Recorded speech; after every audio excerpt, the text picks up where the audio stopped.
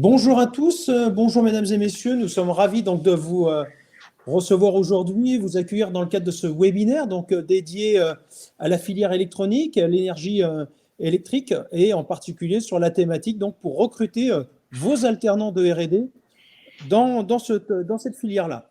Bonjour, je me présente, je suis Franck Teston, je suis directeur de la recherche partenariale à la SWAT Ouest Valorisation et nous avons co-organisé donc ce webinaire avec les collègues de Nantes Université. Pour les personnes connectées, vous verrez en bas à droite, vous avez un chat pour pouvoir échanger entre vous, mais surtout, vous avez un onglet questions qui vous permet de poser vos questions et qui permettra à l'ensemble des intervenants d'y répondre ultérieurement. Donc, je commence déjà par vous présenter nos trois intervenants de l'Université de Nantes Université, pardon. Mohamed Machoum, directeur de la recherche à Polytechnique Nantes, et je vous laisserai vous présenter successivement après. Jean-François Duris, professeur à Polytechnique Nantes et membre de l'IETR, ainsi que Sébastien Piment, directeur adjoint de l'IETR. Ce que je vous propose, messieurs, c'est de vous présenter devant nos internautes aujourd'hui. Oui, bonjour, Mohamed Machoum, professeur d'université à Polytechnique Nantes au département génie électrique. Je représente ici l'IRENA, l'Institut de recherche en énergie électrique de Nantes-Atlantique, et en même temps je suis directeur de la recherche à Polytechnique Nantes. Donc Jean-François Duris, je suis professeur à Polytechnique Nantes et je fais ma recherche à l'IETR, donc l'Institut d'électronique et des technologies du numérique. Et puis je m'occupe aussi de la filière, donc la filière électronique et énergie électrique, dont je vais dire quelques mots tout de suite. Ok, Sébastien Piment, je suis directeur adjoint de l'IETR à Polytechnique Nantes, où j'enseigne dans le département électronique et technologies numériques. Et je laisse Jean-François faire l'introduction de la filière et du laboratoire. Du coup, je vais prendre la parole. Je vais dire quelques mots sur cette filière. C'est dans le cadre de filière qu'on a proposé ce webinaire, autour de l'innovation. Cette filière, ça regroupe toutes les forces de Nantes Université dans le domaine de l'électronique et de l'énergie électrique. Donc à la fois la formation, mais aussi la recherche et l'innovation. Alors, juste quelques chiffres, on va pas être très très long sur cette présentation, parce que c'est pas l'essentiel du webinaire. Cette filière regroupe 1300 étudiants en 2022 et à peu près 100 enseignants-chercheurs. Donc ça va du niveau licence, notamment à l'IUT de Nantes, de La Roche-sur-Yon et de Saint-Nazaire, jusqu'au niveau master, donc à la faculté des sciences et techniques et à Polytechnique Nantes, donc diplôme d'ingénieur et master. Et puis bien sûr aussi avec les laboratoires de recherche au niveau doctorat. Voilà, alors ce qui est intéressant, c'est qu'on a plus de la moitié des 1300 étudiants qui sont dans des parcours de master, et on a de l'ordre de 50 doctorants qui travaillent sur des thèmes de recherche de la filière. Alors les laboratoires vont être présentés juste après, donc il y a 3 laboratoires essentiellement, le laboratoire IETR, donc Institut d'électronique et des technologies du numérique, l'IRENA, Institut de recherche en énergie électrique de Nantes-Atlantique, et puis l'IMN, l'Institut des matériaux Jean Rouxel, pour une part de ses activités dans le domaine de l'énergie et de l'électronique.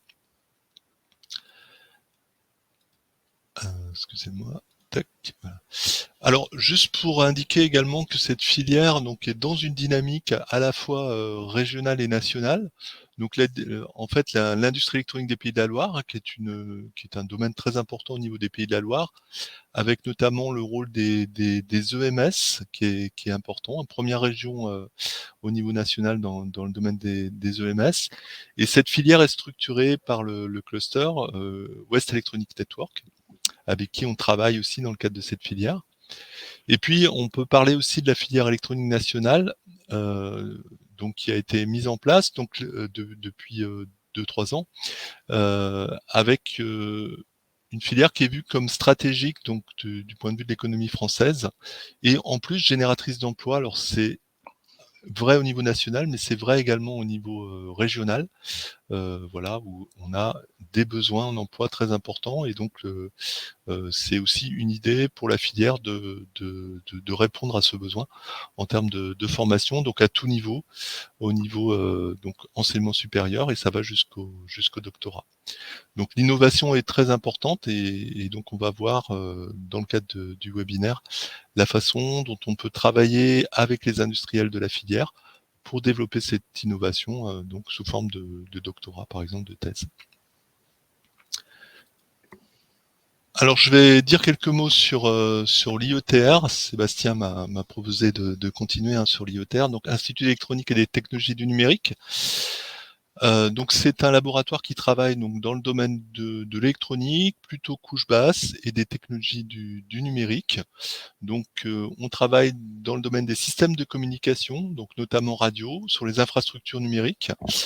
On a une expertise qui est très très bien reconnue. Je pense que c'est un des labos phares, le labo phare, on va dire, au niveau national sur la thématique des antennes et du coup des systèmes rayonnants complexes.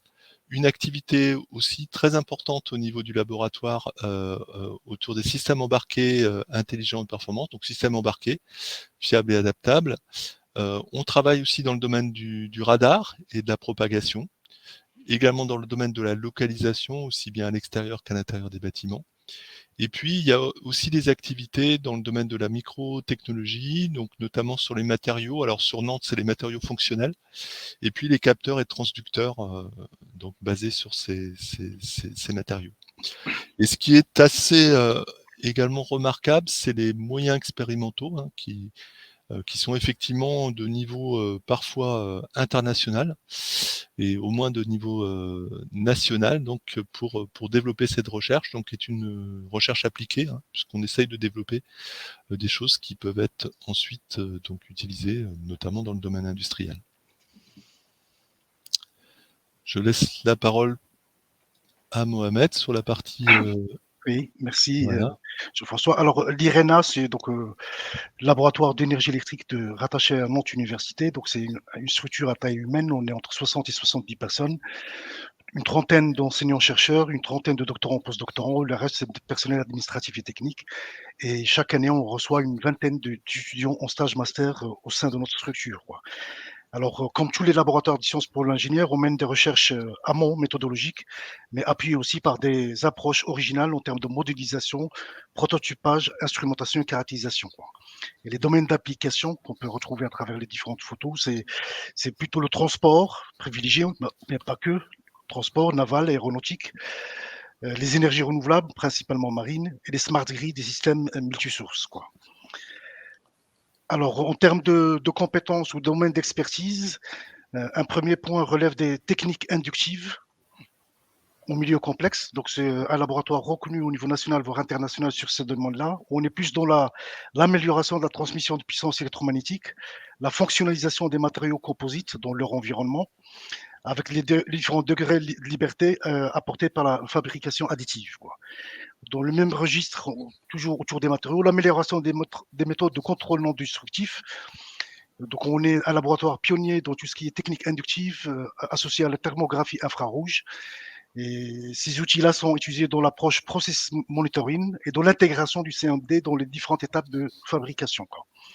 Un autre volet correspond plutôt à la caractérisation des propriétés électriques et magnétiques de matériaux complexes, avec prise en compte des incertitudes associées et de l'intégration dans les différents modèles, quoi. Une deuxième spécificité aussi du laboratoire concerne la conception, le dimensionnement et conception sur cycle de machines électriques tournantes, des machines innovantes qui peuvent être à basse vitesse de rotation, allant jusqu'à une cinquantaine de tours minute, notamment dans un contexte marin, lié à l'hydrolien par exemple, et aller jusqu'à des machines à vitesse de rotation élevée, 20 000, 30 000 tours minute par exemple, pour des applications liées à l'avionique. Donc là, on a une approche systémique de dimensionnement, plus pour la puissance nominale d'une machine, mais plutôt pour un fonctionnement sur cycle en tenant compte de l'usage et des caractéristiques du site ou de l'application qui peut être les énergies marines ou le transport, quoi. Dans ce volet-là, donc, on s'intéresse aussi à des machines spéciales, donc un nombre de phases élevé comparé aux machines classiques habituelles qui sont triphasées, ce qui nous apporte des degrés de liberté, une tolérance au défaut qui permet une segmentation et un fonctionnement tolérant au défaut. C'est-à-dire qu'on peut continuer à faire fonctionner nos systèmes en mode dégradé, mais toujours mieux qu'une machine habituelle classique, quoi. Il y a l'aspect aussi éco-conception, dans tout ce qui est conception de systèmes énergétiques, avec une fiabilité renforcée, ce qui nous amène à la problématique de la commande robuste qui s'impose à nous, le diagnostic, donc tout ce qui est détection, localisation et reconfiguration de lois de commande pour des chaînes de conversion d'énergie, peu importe l'application. Alors, je vais le suivant. Alors ici, vous avez, je reviens peut-être en arrière si je peux. Juste une illustration sur les photos, je ne les ai pas tous. En haut, vous avez un banc de soudage 1D, donc qui est au laboratoire. On peut retrouver la même chose, mais 3D au niveau de l'IRT Jules Verne ou bien chez Airbus. Vous avez ici un banc de caractérisation de matériaux, ici, pour tout ce qui est CND. Une figure sur tout ce qui est éléments composites. Et les autres figures, on va retrouver essentiellement en bas. Donc, c'est des éléments de nos plateformes. On va retrouver une hydrolienne, hein, celle qui est gérée par EDF. La figure juste à côté, c'est un exemple de machine lente designée au laboratoire, conçue pour une application donnée qui tourne à 20 tours minutes. Le banc d'essai, c'est celui d'une machine tolérante au défaut à plusieurs nombres de phases. Et vous avez une vue d'un parc éolien, c'est juste pour vous dire qu'on peut mener des études à l'échelle d'un composant, d'une chaîne de conversion, mais des systèmes aussi plus complexes que ça, comme les parcs éoliens. On a été amené à faire un dimensionnement technico-économique du parc du Croisic qui est opérationnel depuis 1 an, quoi. Alors, maintenant, je peux switcher, si j'arrive. OK. Alors, l'autre volet concerne plutôt, vous avez la figure à droite représente un mix énergétique. On peut imaginer l'hybridation de plusieurs sources qui peuvent être intermittentes ou pas, les ENR, l'éolien, l'hydrolien, par exemple, des sources auxiliaires, piles à combustible, des organes de stockage énergétique ou de puissance, supercap, batterie, pour un usage donné. Donc, on peut être connecté au réseau en mode IoT pour des applications liées à l'habitat, entre autres, ou bien les applications navales.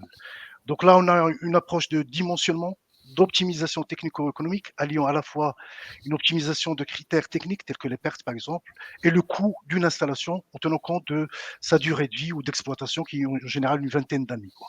La gestion aussi efficiente de cette énergie-là avec des approches multicritères, avec des applications habitat, transport, ENR et EMR, quoi.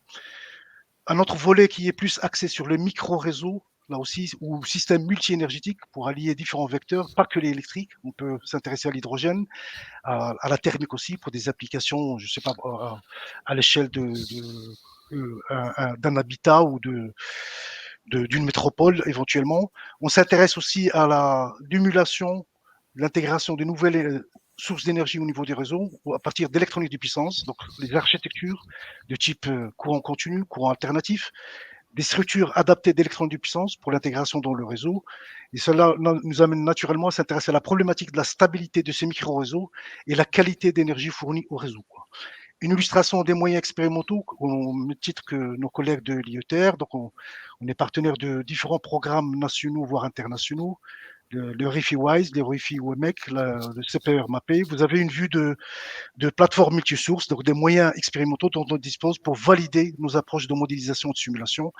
Donc à gauche, la plateforme multisource. À droite, vous avez une plateforme micro-réseau avec 3 DG émulés. Et au milieu, un exemple de structure d'électronique de puissance à base de système multiconvertisseur ou MMC modulaire, quoi. Ça, c'est pour l'IRENA. Je me permets de présenter pour les collègues qui ne pouvaient pas être là. Donc, l'IMN, c'est une grosse structure, c'est une UMR, hein, une des grosses structures, grand UMR, je veux dire, de rattaché multi-tutelle, et rattaché entre autres aussi à l'Université de Nantes et au CNRS. Parmi les activités en lien avec l'énergie, ce qui nous intéresse l'électronique, vous retrouvez plutôt à une échelle faible puissance, tout ce qui est micro-sources d'énergie. Donc, à réaliser soi-même des micro-condensateurs, voire des éléments qui combinent à la fois le comportement d'un micro-condensateur et d'une batterie, avec un aspect particulier lié aux matériaux et au stockage électrochimique de l'énergie, quoi.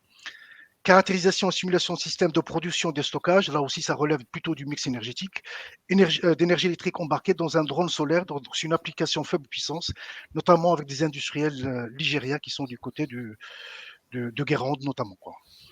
Les microcapteurs, hein, que ce soit pour des aspects matériaux, Donc là aussi, on trouve des passerelles avec le laboratoire IETR. Une activité forte autour du soudage, l'étude de l'effet du soudage sur le matériau soudé, donc à la fois sur le volet formation, mais aussi la recherche.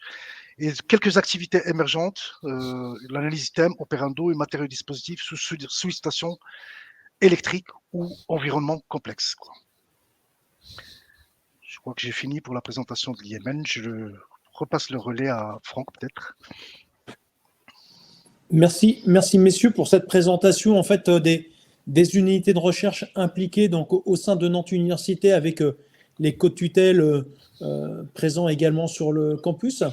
Je ne sais pas si peut-être y a-t-il déjà des premières questions. Alors dans l'onglet de chat, je ne vois pas forcément de questions, mais n'hésitez pas si des participants souhaitent déjà poser quelques questions donc à nos 3 intervenants sur le périmètre scientifique et technologique des unités. On peut prendre quelques minutes avant de passer plutôt à des aspects, j'allais dire, pas forcément juridiques, mais de financement, en fait, justement, ce qu'on a le but du webinaire autour de la R&D et ce qu'on a appelé un peu, peut-être d'une façon provocateur, sur les alternants de R&D, mais on va pouvoir y venir. Alors, à ce stade, je n'ai pas de questions, donc peut-être on va garder les questions pour la fin et je vous propose de poursuivre le webinaire à ce moment-là. Je regarde si éventuellement on a quelques questions.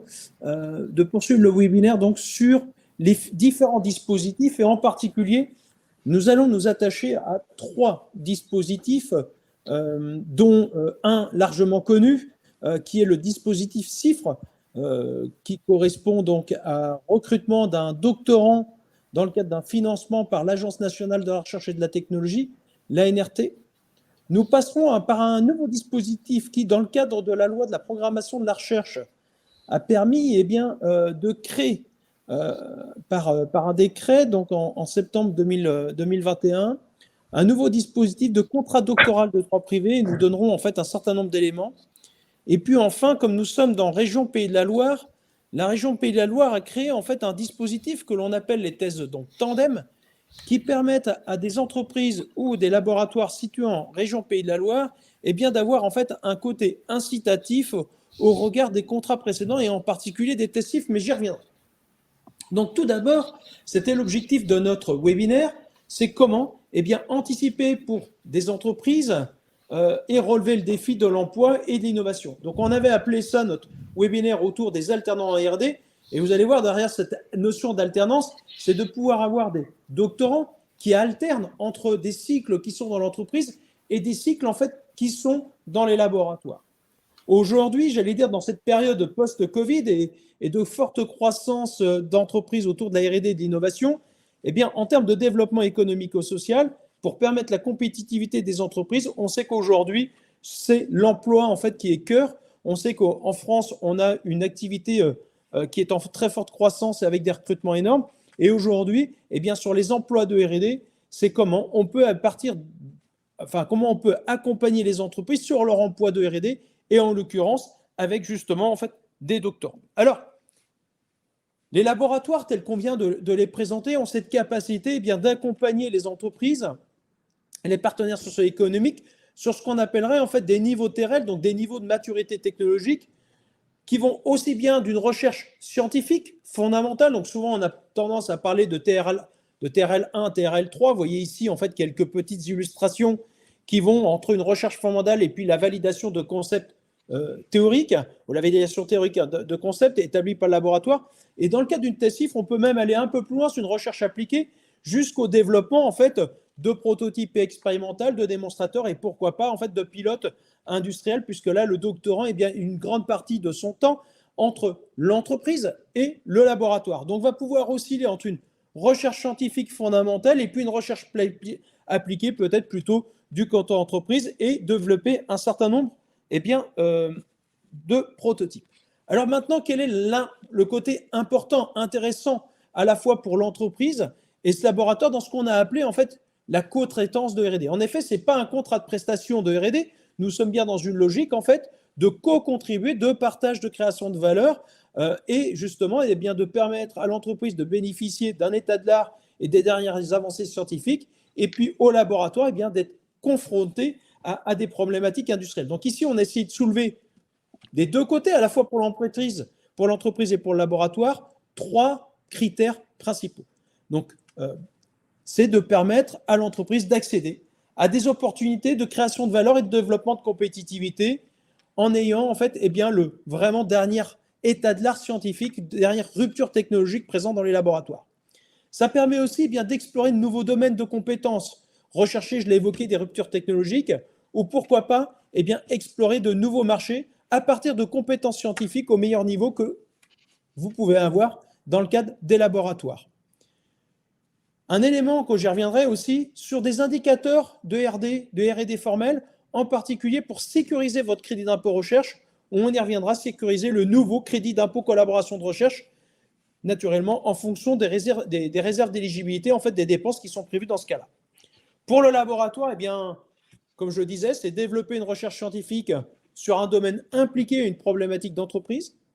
C'est permettre un tremplin pour un jeune doctorant, pour permettre à un jeune diplômé master de poursuivre à la fois dans le secteur industriel et rester au laboratoire, et bien sûr développer son expertise de recherche.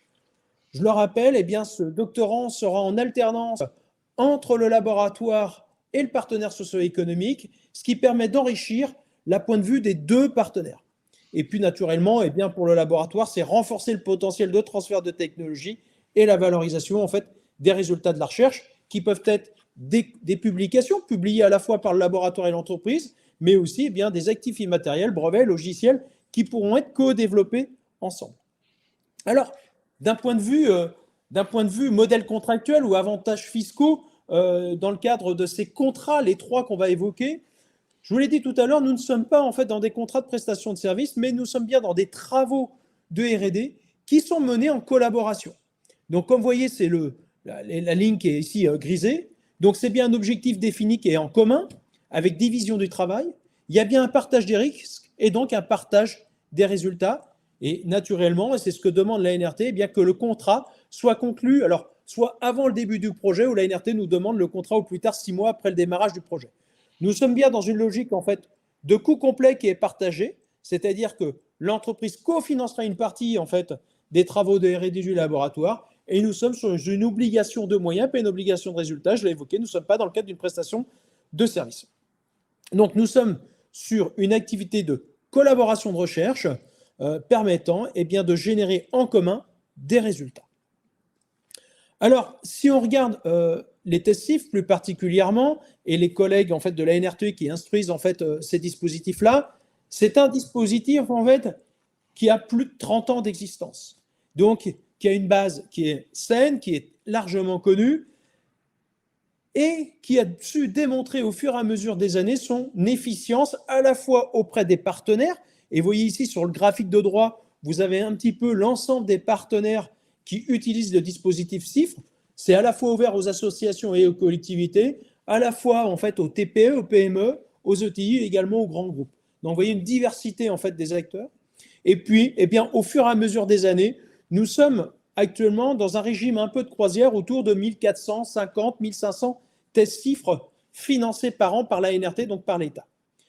Je l'ai évoqué tout à l'heure, dans le cadre de la loi de la programmation de la recherche, il a été mis une priorité sur les dispositifs CIFRE, de telle façon d'atteindre d'ici 2027 2150 tests CIFRE signés par an, soit une augmentation de plus de 100 tests CIFRE par an. Donc on a tous collectivement un vrai challenge, à la fois de convaincre les entreprises que ce dispositif est un dispositif adapté pour leur R&D. C'est ce qui permet aux entreprises de recruter un certain nombre en fait, de leurs ingénieurs de R&D et donc doctorats de R&D pendant une période ponctuelle, et on y reviendra pendant 3 ans et voire au-delà. Il y a des dispositifs d'accompagnement pour les entreprises. Et c'est un dispositif donc, qui est en très forte croissance. Donc on a tous un challenge pour réussir accompagner les entreprises dans leur progression d'innovation. En termes de thématiques, vous voyez ici, toutes les thématiques en fait sont couvertes. Vous voyez que depuis 2012 jusqu'en 2020, l'ensemble en fait des secteurs sont couverts. De la même façon, si vous regardez en fait aussi bien les secteurs d'activité ou les disciplines scientifiques, comme je l'évoquais, sont couverts. Et deux. Nous avons donc des dispositifs CIFRE classiques, ce que j'allais dire classiques, pour toutes les thématiques. vous avez en particulier après un dispositif CIFRE particulier avec l'Agence de l'innovation de la défense et le ministère des Arts sur des tests CIFRE, ce que j'appellerais de technologie duale, qui adressent à la fois des technologies civiles et militaires. Donc, vous avez un certain nombre de contingents de tests CIFRE avec des évaluations particulières qui relèvent de ces technologies duales. N'hésitez pas, en fait, à solliciter les laboratoires, nous solliciter si vous êtes intéressé par ce dispositif à la fois CIFRE ou ce qu'on appelle le dispositif CIFRE défense. Voilà. Donc, si on rentre dans le détail, une convention CIFRE est signée avec le partenaire socio-économique, donc l'industriel, et un doctorant et l'établissement de recherche. Quelles sont les conditions à remplir? L'entreprise doit être sur le territoire français, sans condition de taille ni de secteur d'application. L'entreprise va recruter en CDI ou en CDD de 3 ans à temps complet le diplômé de master, sur lequel elle va lui confier une mission de recherche. Donc, le salarié diplômé d'un grade de master sans condition de nationalité ni d'âge. Je tiens juste à mettre une parenthèse, c'est que le diplômé master ne doit pas être recruté depuis plus de 9 mois dans l'entreprise pour pouvoir déposer un dossier NRT. Donc, attention, si vous avez déjà recruté le candidat, vous souhaitez faire une thèse CIFRE, il ne doit pas être plus de 9 mois en fait, dans l'entreprise. De la même façon, l'employeur s'engage à respecter des conditions salariales qui sont fixées par le ministère selon un calendrier donc, prévu sur un salaire brut annuel minimum. Vous avez ici le salaire brut annuel prévisionnel prévu en fait entre 2023 et 2026. Vous voyez actuellement donc pratiquement 24 500 € et devra être porté à 27 600 € pour le recrutement en fait donc des entreprises. L'entreprise va déposer donc un dossier auprès de l'ANRT qui sera expertisé, j'y reviendrai. Et s'il est accepté, l'ANRT va signer un contrat, une convention contrat donc avec l'entreprise qui lui permettre en fait de toucher une subvention annuelle de 14 000 €, soit 42 000 € sur 3 ans. Cette subvention pourra s'ajouter au crédit d'impôt recherche sur les dépenses réalisées donc, par la société. Donc, pour résumer, il y aura une convention attributive d'aide signée entre l'ANRT et le partenaire socio-économique, naturellement un contrat de travail qui sera signé entre le doctorant et le partenaire socio-économique, et enfin, un contrat de collaboration de recherche entre l'établissement, donc qui va porter le laboratoire de recherche, le partenaire socio-économique, dont le montant financier dépend du programme scientifique, puisque, en effet, dans le cadre de ce contrat d'accompagnement, contrat de collaboration, l'entreprise va financer cofinancer une partie du développement du laboratoire. Et ce contrat-là, sera éligible au CIR et au SICO, tel que le permette la loi. Alors, j'en ai parlé tout à l'heure, dépôt et la sélection du dossier. Donc, le dossier est déposé par le partenaire socio-économique, naturellement co-construit avec les enseignants-chercheurs, et l'ANRT, en fait, va expertiser le dossier. Il y a tout d'abord une expertise technico-socio-économique qui sera confiée auprès de la DRARI de la région de l'entreprise. Cette expertise prend en compte la solidité financière de l'entreprise, son implication dans le projet, sa capacité en fait à accompagner en fait et à faire une formation professionnalisante et à accompagner l'encadrement du doctorant au sein de l'entreprise. Il y aura une expertise scientifique qui est souvent réalisée par des collègues en fait universitaires, justement par un spécialiste de domaine, qui évalue la qualité scientifique et la pertinence du projet proposé et son adéquation avec la formation doctorale et puis le doctorant. Je n'ai pas ajouté ici, mais il y a quand même une expertise sur la qualité du doctorant, sur sa capacité en fait à porter cette thèse CIFRE au regard du suivi en fait, du dossier proposé. Donc ça, c'était pour les thèses. Vous avez un nouveau dispositif dans le cadre de la LPR qui peut se conjuguer, j'y reviendrai tout à l'heure à la CIFRE, qu'est le contrat doctoral de droit privé. Je m'explique. Je vous ai dit tout à l'heure, dans le cadre d'une thèse CIFRE, une entreprise peut recruter en CDI le doctorant ou en CDD. Ici, dans le cadre de la LPR, il y a un nouveau contrat de travail, qui est le contrat doctoral de droit privé, qui permet en fait donc à des employeurs donc régis par le code du droit privé, donc droit du travail, des entreprises EPIC, les FRUC, qui peuvent recruter en fait ces doctorants en CDD et pourront recruter ces gens 3 ans renouvelables 2 fois 1 an, donc jusqu'à 5 ans. Donc, l'activité de recherche confiée à un salarié inscrit donc à l'école doctorale, donc en formation doctorale. Ça doit être son activité principale et naturellement doit être en adéquation avec le sujet de thèse qui sera validé par l'école doctorale au moment de l'inscription. Ici, il n'y a pas d'expertise extérieure. Il y a uniquement l'école doctorale de l'établissement qui va expertiser le dossier, qui va s'engager à recruter le doctorant ou à inscrire le doctorant à l'école doctorale. Naturellement, il y a un chercheur d'un laboratoire de recherche qui va co-encadrer en fait ce doctorant. Et puis, il devrait y avoir quelqu'un de l'entreprise comme une TESIF qui encadre. Donc, ça vient sécuriser le contrat en CDD qui était fait dans le cadre de la TESIF. Donc, une entreprise peut très bien recruter un doctorant sur un contrat doctoral de droit privé et candidater après donc, à la NRT pour avoir une CIFRE. Donc, les enjeux, sécuriser le recrutement et le parcours du jeune doctorant, favoriser, on l'a vu, l'augmentation en fait, du nombre de recrutements de docteurs au sein des entreprises, et puis valoriser les résultats auprès de l'entreprise avec ce rattachement avec un laboratoire de recherche et l'expertise de recherche actuellement. Donc, en termes de contrat, c'est assez simple. Nous avons, comme la TESIFRE, un contrat de collaboration, donc un seul contrat ici.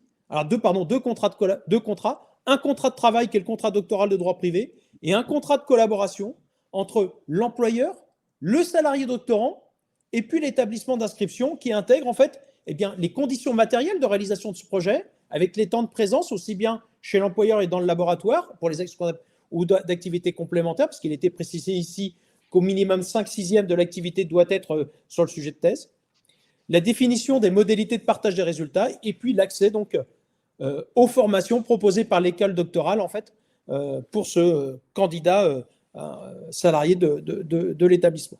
Et puis insister, mais c'était déjà dans le cas de TESIFRE, la nomination d'un référent au sein de l'entreprise qui sera chargé d'accompagner le salarié doctorant dans son environnement professionnel et d'assurer le suivi technique et scientifique de l'activité de recherche en lien avec le chercheur, le directeur de thèse qui est au sein du laboratoire.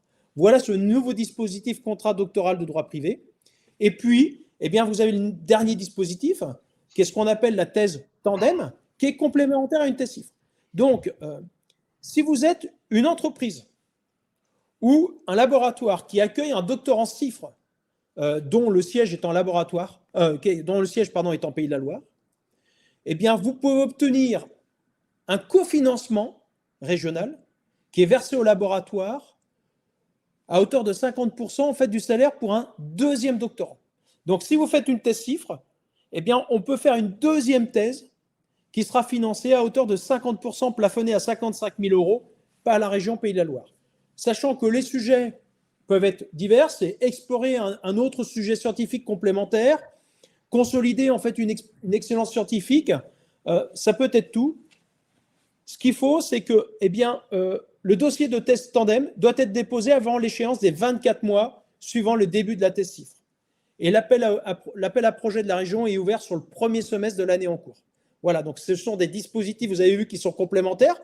On peut très bien faire un contrat doctoral de droit privé qui s'inscrit dans une thèse CIFRE, et à l'issue de cette thèse CIFRE-là, l'entreprise peut démarrer en fait une thèse tandem avec la région. Donc 3 dispositifs qui nous paraissaient importants de vous présenter, puisque 3 dispositifs qui sont, j'allais dire, synergiques les uns avec les autres et sur lesquels on peut vous accompagner dans la mise en œuvre. Et il nous paraissait important, dans le cadre de la filière telle que présentée aujourd'hui autour de l'électronique, de pouvoir, j'allais dire, inciter les entreprises, les partenaires impliqués dans la filière Pays de la Loire, de pouvoir disposer de tous ces éléments-là.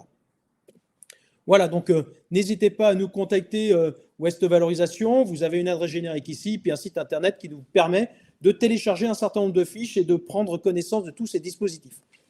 Nous restons donc à votre écoute. S'il y a quelques questions, aujourd'hui pour vous répondre plus précisément sur vos attentes. Donc la première question est toujours un peu difficile. Je ne vois pas forcément de questions à ce stade. Est-ce que sinon, Mohamed, Sébastien ou Jean-François, vous avez une question de votre côté ou une remarque, un complément à apporter? Oui, je veux bien intervenir. Quelle est la nuance pour les académiques pour le deuxième dispositif? Parce que tel que c'est présenté, on a presque l'impression que c'est exactement la même chose, quoi. Alors, le contrat privé, quoi. En entre le contrat doctoral de droit privé et le contrat CIFRE, du côté laboratoire de recherche, vous avez un doctorant qui est en entreprise, dont la nature du contrat de travail est légèrement différente. Sinon, en termes d'activité et en termes en fait, de relations, je considère que c'est la même activité, quoi. Voilà. Alors après, ce qui se passe, c'est que quand vous êtes en thèse CIFRE, le doctorant, il est 3 ans dans l'entreprise. Et c'est 3 ans. La NRT dit c'est 3 ans. Quand vous êtes dans un contrat doctoral de droit privé, la loi elle a instauré, elle a permis que le doctorant en fait pouvait être renouvelé 1 an supplémentaire, si nécessité ou pas, parce qu'il n'avait pas fini ou il avait besoin de travaux complémentaires. Donc ça apporte plus de sécurité et de souplesse aux partenaires industriels. Ouais, merci Franck pour ça. Si je prolonge un peu la question de Mohamed, tu n'as pas évoqué les contrats d'accompagnement, ou alors pour les laboratoires, dans les dispositifs CIFRE, il y a aussi un contrat entre la société et le laboratoire pour l'accompagnement du doctorant. Tout à fait. Alors, j'en ai parlé ici rapidement en disant qu'en effet, il y aura un contrat d'accompagnement, un contrat de collaboration de recherche qui sera établi entre l'établissement et le partenaire socio-économique, dont le montant financier dépend du programme scientifique et technologique.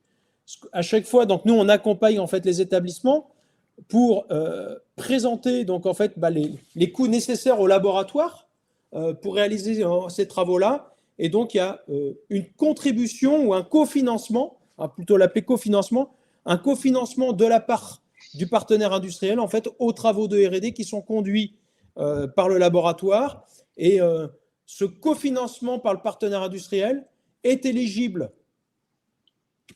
au crédit d'impôt recherche ou au SICO, ici, en fonction bien, de la stratégie fiscale de ton partenaire socio-économique. Mais du coup, dans les contrats de droit privé, il y a un contrat de ce type-là aussi ou... Tout à fait. Dans le contrat doctoral de droit privé, nous mettons en place également, dans le même pendant que pour une thèse CIFRE, en fait, puisque ça va mobiliser les moyens du laboratoire, un contrat d'accompagnement qu'on appelle contrat d'accompagnement du contrat doctoral de droit privé. Et nous partons en fait sur les mêmes bases pratiques, puisque j'allais dire, entre les deux dispositifs, ce n'est qu'une modalité en fait sur le contrat de travail qui diffère. Dans la relation entreprise-laboratoire, on considère que c'est les mêmes modalités. Donc, nous, de notre côté, on a adapté le contrat d'accompagnement CIFRE pour en faire une version contrat d'accompagnement, contrat doctoral de droit privé. D'accord, merci. Et je prolonge la question. Quel est le bénéfice pour l'entreprise, sachant que dans le dispositif classique, on a noté qu'il y avait 14 000 € par an que revient à l'entreprise, plus le CIR essentiellement dédié à l'équipement. Dans le deuxième cas de figure, quel est le bénéfice pour l'entreprise, quoi? Alors, il y a 2 éléments qui peuvent concourir à ce contrat doctoral de droit privé. D'accord. Certaines entreprises aujourd'hui passent par le contrat doctoral de droit privé parce qu'elles considèrent que c'est plus sécurisant d'un point de vue ressources humaines que le simple CDD. Okay. Voilà. Deuxièmement, aujourd'hui, l'évaluation de la NRT peut conduire à des refus. Je ne l'ai pas présenté là où ça a été ici sur un des slides, je crois, rapide ici. Vous voyez qu'on a plus de dossiers déposés auprès de la NRT que du dossier accepté. Aujourd'hui, il y a un véritable enjeu dans la R&D quand nous disposons de bons candidats de ne pas les faire partir, de ne pas les faire fuir. Vous avez certains partenaires industriels qui préfèrent signer en fait un contrat doctoral de droit privé parce que c'est rapide, il n'y a pas d'évaluation, c'est instantané, j'allais dire pratiquement, et ce qui fait que ça sécurise en fait le recrutement du doctorant. Et vous avez certains partenaires industriels qui recrutent en contrat doctoral de droit privé et qui vont soumettre après à la NRT éventuellement un dossier CIFRE, mais pas forcément. Donc après, ça relève plus d'une stratégie d'entreprise que de la relation. Donc nous, souvent, on a tendance à dire aux partenaires industriels, vous voulez faire une thèse CIFRE, est-ce que vous allez recruter en contrat doctoral de droit privé? Si le candidat est déjà là et que l'entreprise ne veut pas le perdre parce que de peur d'une concurrence et qu'il parte à l'extérieur, on propose le contrat doctoral de droit privé puisqu'on a cette capacité en fait, à le signer très rapidement sans évaluation en fait, extérieure. Voilà. Donc, même si aujourd'hui les délais d'instruction de la NRT sont très rapides, J'allais dire aujourd'hui, les délais d'instruction de la NRT, on est à peu près de l'ordre de 2 mois, donc ça peut être très rapide. Maintenant, le temps de construire le dossier, de le déposer, qu'il soit accepté, on a dans certaines filières une concurrence très forte d'entreprises avec des doctorants, et les gens préfèrent recruter rapidement, pratiquement la semaine qui suit. Donc nous, on est à cette capacité à mettre en œuvre un contrat doctoral de droit privé très rapidement avec l'entreprise, si on est d'accord sur les clauses de propriété intellectuelle et sur les clauses de financement, ce qui permet après de laisser le temps de déposer le dossier auprès de la NRT, mais au moins le contrat est déjà démarré, quoi.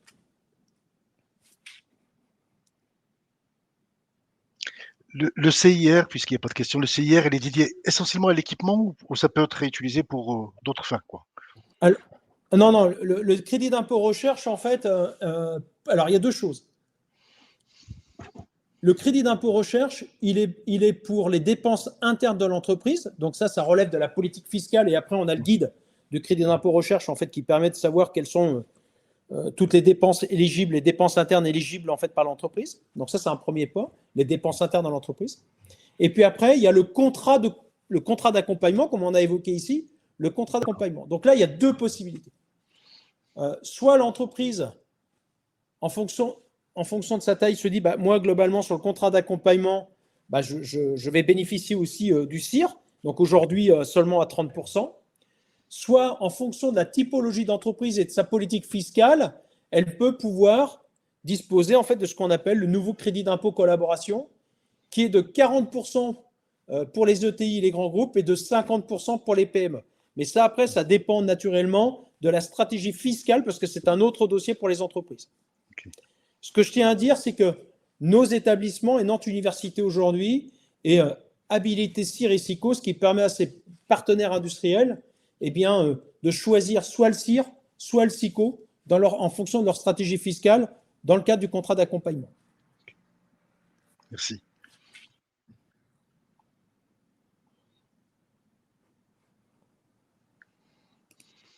Alors, parmi les personnes présentes, est-ce qu'il y a quelques questions complémentaires sur lesquelles vous souhaitez qu'on puisse apporter des éléments de réponse ?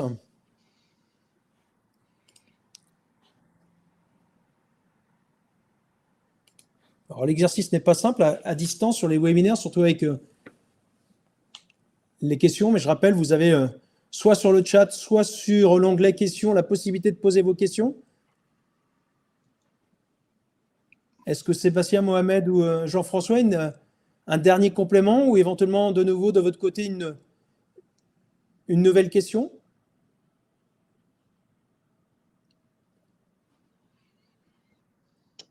Non, pas de mon côté.